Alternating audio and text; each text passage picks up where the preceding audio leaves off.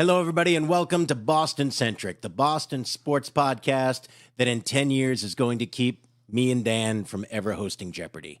It is great to have you here. Dan, so I'm Mike Norvell. This is Dan Bulger. We are friends. We are doing this, and there's Did that Jeopardy guy get in trouble from a podcast? Yeah. I didn't know that. I love Did he being say he friends was a with you. 9/11 too?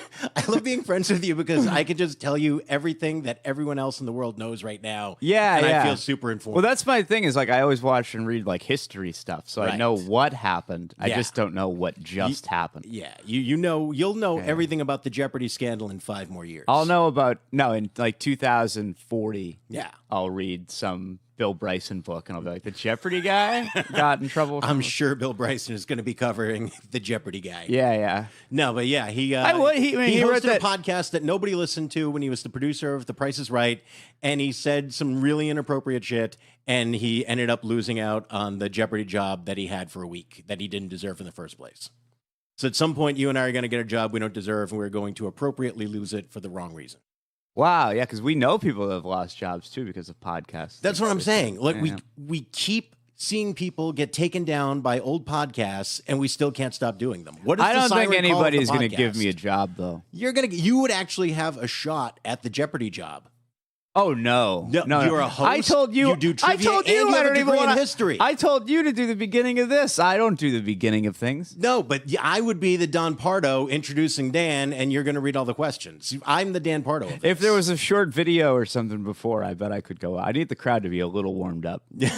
All right, now I think our crowd is warmed up. So every week we're going to be talking about Boston sports topics.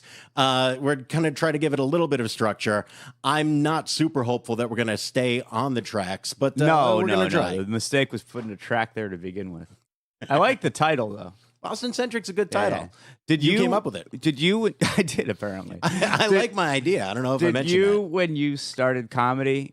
You hosted, and then you went to feature, and then headliner. Yeah, I had 2 different bookers. One guy, Bill Farrell in Portland, and like Dick Doherty. They basically told me like, just let me know when you have a half an hour, and then you can feature. Yeah, because you can't host. You it's can't not your, remember. You forget everybody's name. Yeah, even it's people not your you know. love. Yeah. You don't want to. Well, you don't want to meet new people either. Well, also, I don't life. like doing bad. So when you host, you have to fucking warm up the crowd, and you do worse than everybody on the show. Nobody likes doing bad. You make less money. You do worse. Yeah, that's an entry level job, Dan. Who wants to do that? Nobody. But that's why they have you do it. Huh? That's why they have the new guy do it. Yeah. But what I'm saying is like I don't like that part. I don't like the doing bad part. and you make less money. So who wants to host? Nobody. I mean, but here's the thing, and especially when I started, which is like 20 years ago now, the 3-man format was still happening, but a lot of the time, like the shows that you were doing, hosting was the good one because everyone was doing showcases. So the host was the only one getting any money. So the host was hosting an 8-person show. That's why they wouldn't put me on bigger shows to host, is because I'd fucking not even try to remember people's names after. I would just give them wrestling names. Yeah. And fucking even like when I did the Connection one weekend, I brought up, it was List and Gallman, and my intro for List was this guy travels everywhere, jokes. You couldn't even get out clubs and Joe colleges? List, everybody. I couldn't get out clubs and colleges. And then when I brought up Gallman, because I was like 21, I was still pretty nervous to even be on stage. Never mind like a big show. So to remember somebody's intro on top of it was fun. I brought up Gary Gallman as he just had an HBO special on Comedy Central. And then he shook my hand. He goes, "You're the worst." And he fucking kicked me off because I was like low energy. I would do bad. I was like, if you wouldn't. But I mean, you were technically the worst. Like that was cruel, but also I was accurate. Incredibly bad. Like there were worse ones than that. Even. Yeah, I brought up Camille Nanjiani by saying Namil. Fuck. And I just brought him on. Which is, I mean, because you're a great comic, but yeah, you're a terrible host. Bad. The worst host. Yeah. Nobody should ever ask me to do it. No. And then like, but that's not even like, I'm not even making you remotely feel bad because that's something you're happy to tell I was people. 21 then. Yeah. I'm 35 now, and I don't think I would do any better today. No. Yeah. If you got a job offer, like a really good one, to host something, would you do it, or would you just say, no, I can't do that? Like, how good would the gig have to be for you to want to host any kind of show? Like what Sam had on MSG, that kind of thing. Which one? Sam Morrill. Oh, had that I show never on saw MSG that. where No, he I was never like, saw that. Or if it was some kind of Celtics bullshit thing, which I guess is what this is. Yeah. Oh yeah, so that's what. How about if that? you got to talk sports? How about that for a title name? Celtics bullshit Celtics thing. bullshit. I'm sure we're going to start getting guests from the Celtics talk about with that title That's what anytime we've done. soon. But yeah, I mean, if it was some kind of Celtics related job, I can't think of any other thing that I would be like. All right. So is your first topic Celtics related? I tried to go light on myself. I tried to go light on basketball topics because I figured all of yours were going to be basketball. One of them was all right. Hit me with your smoking hot take. Okay. I think that the media is making up this whole thing that Bill Belichick and Tom Brady hate each other. Okay, go for it. I think Tom Brady left because of what we're seeing now, which is that the Patriots stink. You know what I mean? Football teams have 5 to 7 year runs. Yeah. And then they get old. And that's what happened to that team. Well, they had a 20-year run. I mean, they were we never... Didn't have they didn't have a 20-year run. It's not like we had fucking Tom Tupa and Troy Brown the whole time. No, but they were great that whole time. I mean, they won 6 Super Bowls, so it wasn't a 5 to 7 year run. The first one was 2001. The last one was 2018. That's not 5 to 7 years. Yeah, I know, but there were different incarnations of that team. I hate to immediately bring up basketball, but that's going to happen a lot. Okay. Like the Spurs, yeah, that last championship team was nothing like the first championship team. Well, Tim Duncan was on it.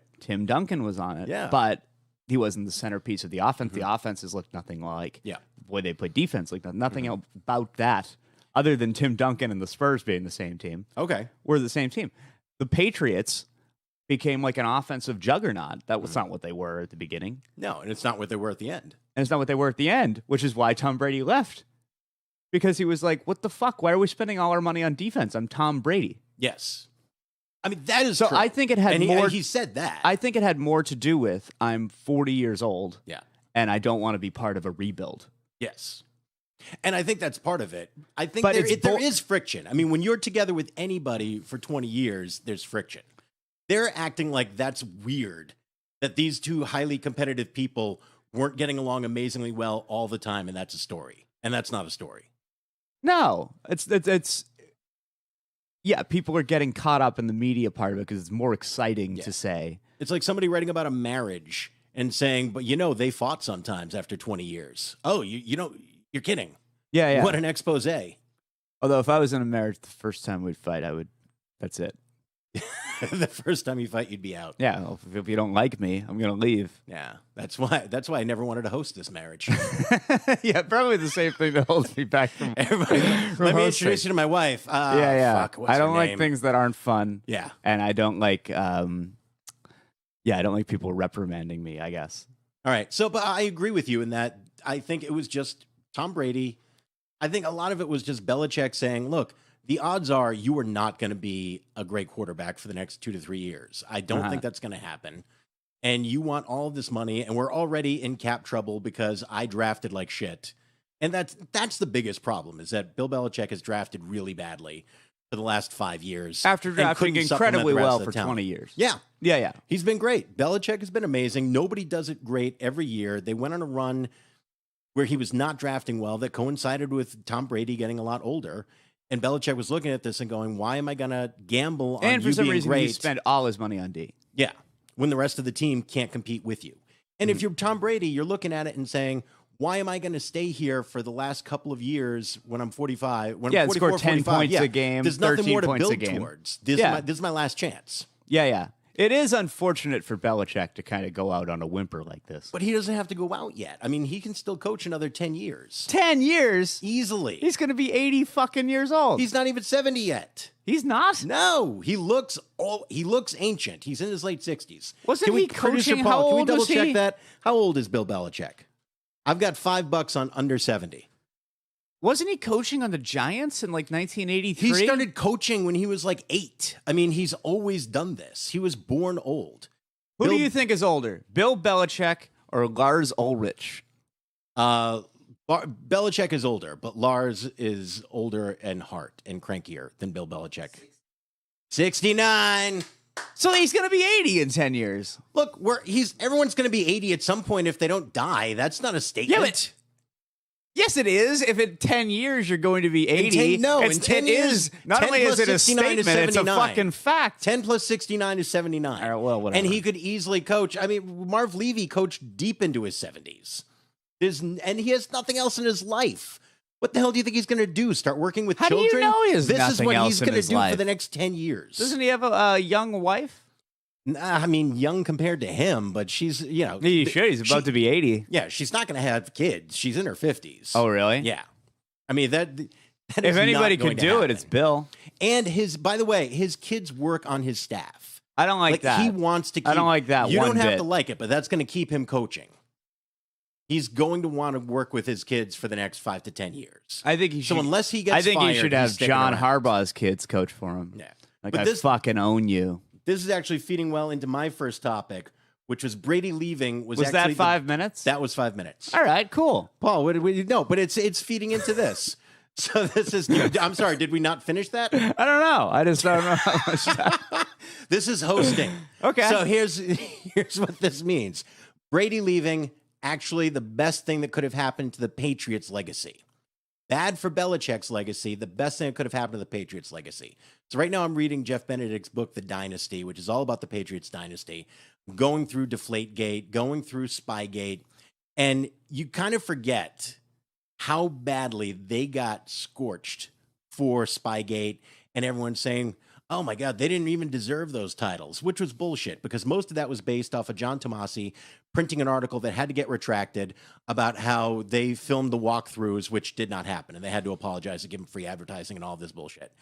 But they have been trying to take away credit for everything the Patriots accomplished over that 19-year stretch. Brady leaving the Patriots organization, going down to Tampa with a completely different team, general manager, ownership, everything, and immediately winning a Super Bowl gives more credence to the 6 Super Bowls he won in New England because no one can point at that and go, oh, see, he needs cheating to actually be successful. Yeah, yeah. He went down there Well, with a it's also completely like- different organization. I don't even know if it ever happened. Did Mick Jagger ever have a good solo album? He not good. I mean, he put Okay. him out Who's had a good solo album then in history. in history? From I mean, if John Lennon had good soul albums after he Yeah, left the Beatles. John Lennon Yeah. having a good solo Lionel Richie album. left the Commodores and became an even bigger star. Sure. So that could be your next take. Is Yeah. that Tom so Brady is them the having Lionel a good Richie of the solo NFL. album doesn't make the Commodores worse. No, it does not make the Commodores worse. John Lennon Well, no, leaving you the could actually- Commodores.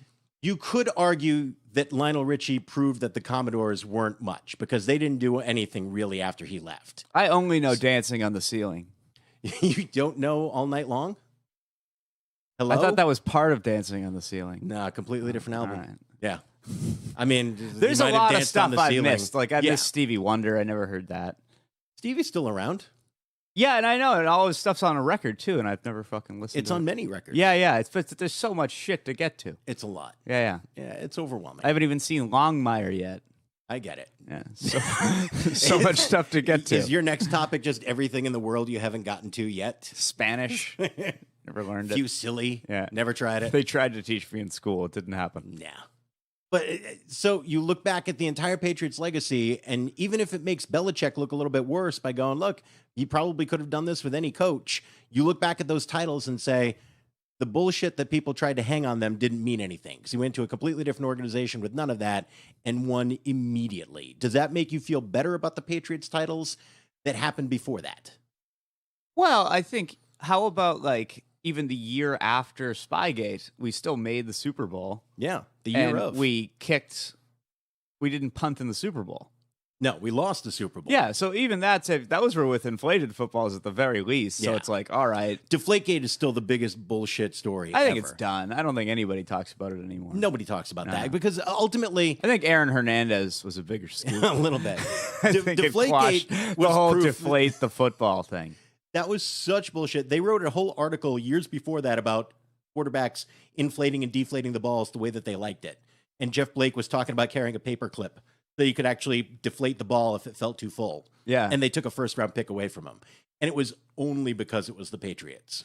But don't you think, like, like I said, like the media is just feeding the Belichick Brady not liking each other thing. They do. Like when because ESPN gets a scoop like Deflategate, they have 3 fucking channels and a website. They just pump it out like it's a trial thing. Yeah. It's like a TV show for them. And but if every Patriots scandal is a way to print money. If that had happened in 1970, it would have been on the Tuesday paper, and it would have been dead. Like, they would have been talking about Nixon by fucking 4. They would have been. Yeah. Nixon was a little bit bigger of a scandal. Yeah. Although if you listen to my high school history teacher, he would tell you, he told us in history class, by the way, in 20 years, no one's going to remember Watergate. Okay. That was in the 90s. I went to a bizarrely, for being in Massachusetts, I went to a bizarrely right-wing high school. And they kept once you insisting, get they 10 kept miles insisting, outside of Boston, people are fucking nuts. Yeah.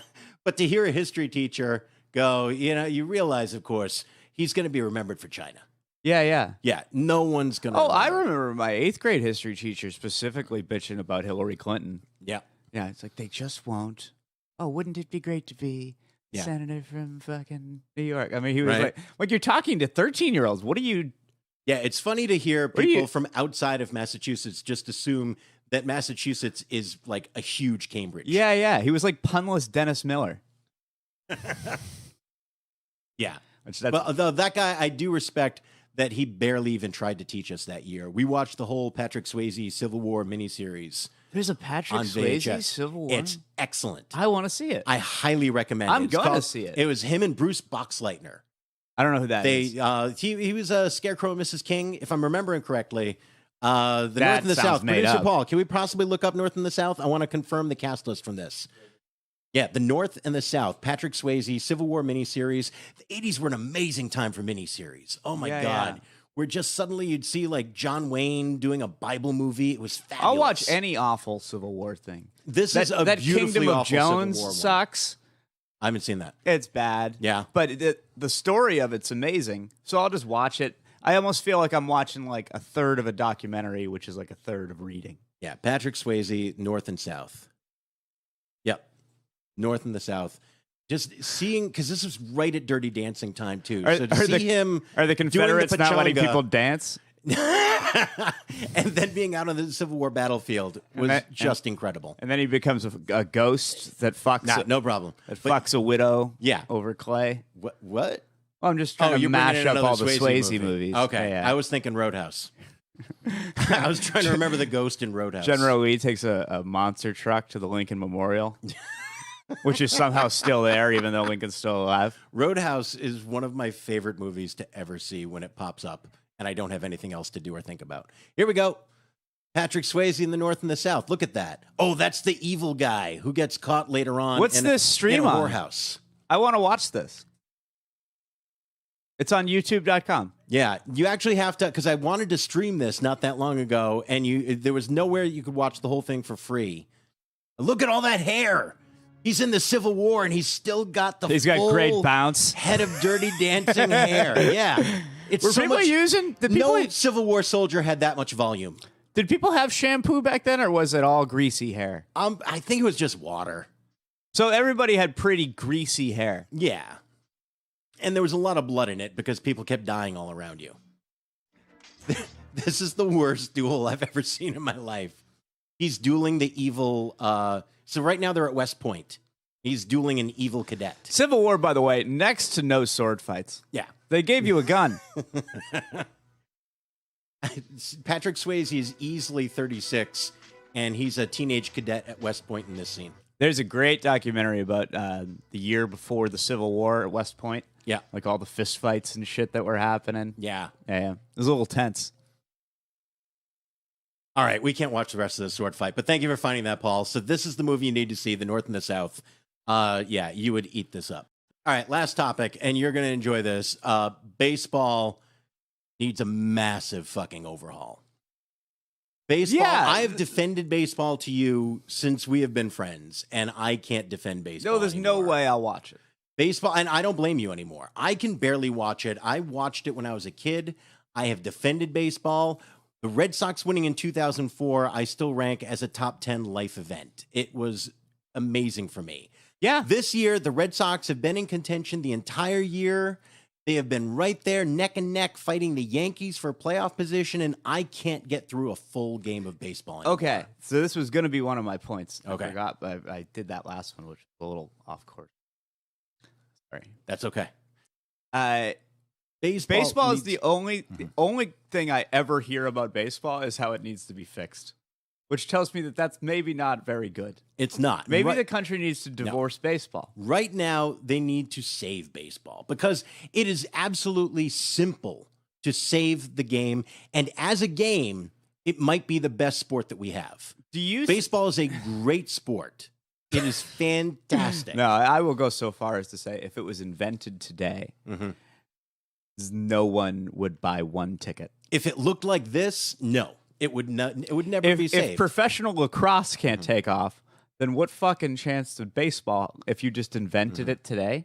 I'm saying I'm agreeing with you. Baseball, basketball, no, but the sport itself. Basketball, the newer sport, has made it around the world. Everybody agrees. Of the game of baseball traveled around the world well before basketball made any headway anywhere. Just the Japanese liked it because we beat it into them. It was all over Asia. It's all over South America, Dan. It's all over the place. In the Dominican, it is still the dominant sport. South America fears us. They do not fear us at all anymore. Truman Doctrine is the only thing that got baseball to spread. The baseball as a game, hear me out. Baseball as a game is one of the most unique structures. It's fascinating. It is fun.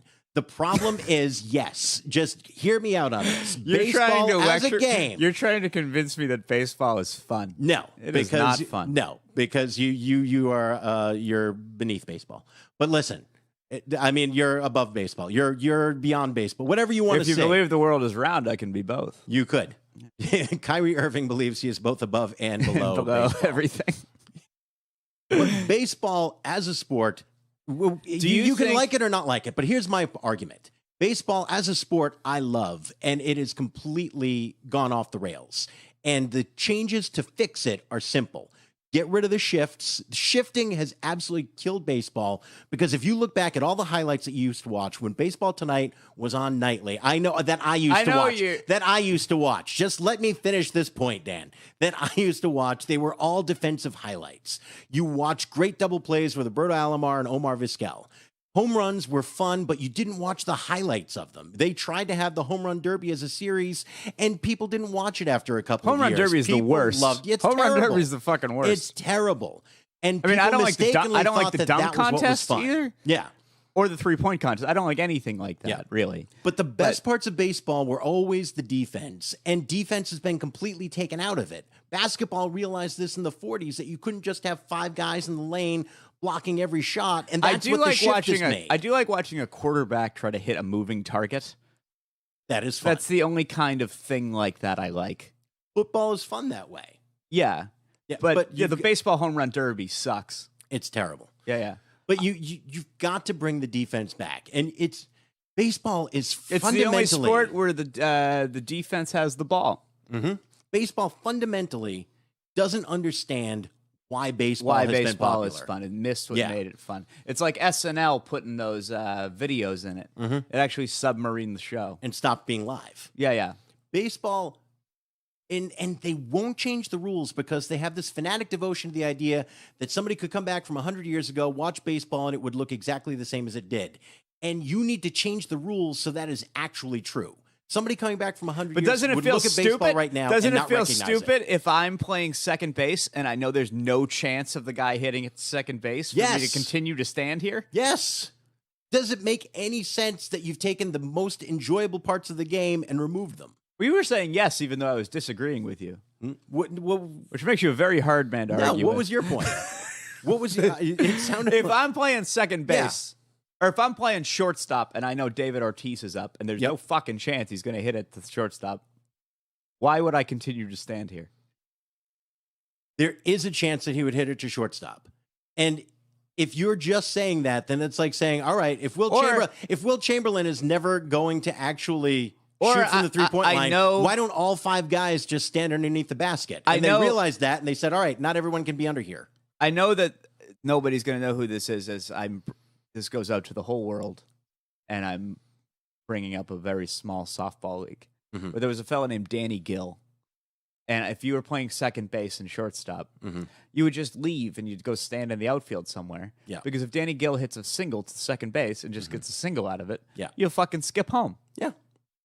But if you're just building a game, you can't just have everyone take away the most likely thing that's going to happen.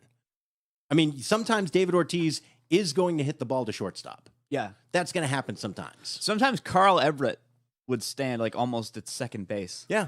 And I thought that was pretty cool. And you can have some movement, but you've got to at least be able to say 2 guys are on the left side of second base and 2 guys are on the right side of second base. Okay, And yeah, that's how sure. it's gonna be. Now, listen, I won't watch either way. I will contend that it will be every bit as boring still. But but we're never getting you. One thing They about need to why you win don't me like back. this Red Sox team, what about the idea, do you think that this play-in stuff and the extending the playoffs hurts baseball a little bit? Because Nope. it's rewarding complete mediocrity? It's not rewarding complete mediocrity. It's still rewarding less mediocrity than every other major sport. Every other major sport, especially basketball, has multiple sub 500 teams make their I know, playoffs. but barring injury or something, there's almost no chance that an 8 seed is going to beat a 1 seed in basketball. And fewer teams in baseball still make it. I know, but the shitty team or the shittiest team that might now make it, like the Red Sox, who are bad, from what I hear. The Red Sox are going to win over 90 games. But for 3 months, it's pretty much been determined. The Red Sox themselves, from the sound of it, at the trade deadline, said, we don't think we're good enough to do anything. But still, they have a chance when they make the playoffs because they have an ace. Might win that series, which might... None of these baseball teams are bad teams. The wild card has a very bad good chance of baseball fucking up the baseball. No bad baseball team has ever won the World Series. Okay. That's never happened. No sub 500 baseball team has ever Football, won. I feel like bad teams have won the Super Bowl. Football, you can get hot at the end. I mean, the Baltimore Ravens with Joe Flacco winning is the epitome of how the hell did that team last win Patriots a Super win a Bowl? Super Bowl? I don't understand how we won that Super Bowl. They were still The like whole 12 year I and was 4. watching them. Like, but when I was watching them, like, are they even that good? Well, that's the difference. They were good. They weren't fun, but they were good. Yeah, the giant Super Bowl teams. That was also a team that probably they got lucky, but even they had 11 wins. I mean, I thought they had like 9 wins. No. Oh, well. Paul, can we check how much that 2007 Giants team had? How many wins they had? Yeah, they had at least 10 wins. Yeah, they were a good team. I mean, they had to win on the road. They didn't win their division, but they had a good record. What is this search engine? New York use? Giants. Yeah. DuckDuckGo.com? What is There we that? go. DuckDuckGo. Oh, they're great. That's because they don't track any of your data. So it's like actually private searching. How do you know? They were 10 and 6. They've got all the commercials on, and they got billboards out there. They're saying, hey, it's none of our business what kind of dog breed that is. It's none of our business what you're doing, because Google tracks everything that you're doing and researches you to within an inch of your life. So DuckDuckGo, by the way, official sponsor of Boston Centric. Well, unofficial, but they're going to sign up pretty soon. They're going to start paying us, I'm sure. DuckDuckGo, if you're out there, we're here. We're ready for you. We're believers in DuckDuckGo, and that's the search engine that we use here with producer Paul. There you go. New York Giants were a good team. All right, fine. They were better than I remember. I thought they won 9 games for whatever reason. And you're a history major. You're supposed to know this stuff. The first one won? The first one, 2007 New York Giants season. Yep. Oh. Well, I hate to be wrong. It happens. Happens to the best of us. Baseball. But sometimes my point is the Super Bowl team. I'm like, I didn't think that. No. Yeah. But that's, you can look at every sport and say the best team didn't win that year. Somehow old Peyton Manning won a Super Bowl. That didn't make any sense to me. But does that make the sport better? Because to me, as much as I enjoy basketball, I enjoy the basketball playoffs the least because I'm almost never surprised. Very predictable. Yeah, I'm barring never surprised. Injury, which for the last couple of years. Mm-hmm. Yeah. But baseball, I worry that there's going to be more fluky teams that win the World Series. There's going to be, I've never seen a fluke team that I can point to that go, that was a terrible team. They shouldn't have won the World Series. The closest was that team, the Cardinals team that didn't quite make 90 wins. I didn't love seeing them win it, but they were built well for the postseason, so they got there. I got to say, I love having Paul in the DuckDuckGo because so far, every time we've had to double check something, I've been right. You've been right. Yeah. Well, that's probably going to happen. I don't know if we might have to eliminate that screen. All right, so we're going to do this every week. It's Boston centric. We're going to have some guests on. We'll probably put together a Facebook page, so if people want to like say, "Hey, talk about this," we can talk about that. If anybody wants to, make a political comment. Yeah, if anybody just wants to start talking to us about how we're sheep because we're vaccinated, whatever you need to do. We're fine with that. All right, so I'm Mike. That's Dan, producer Paul in the background, and we'll be back in a week or so. All right, bye, everybody. If I live.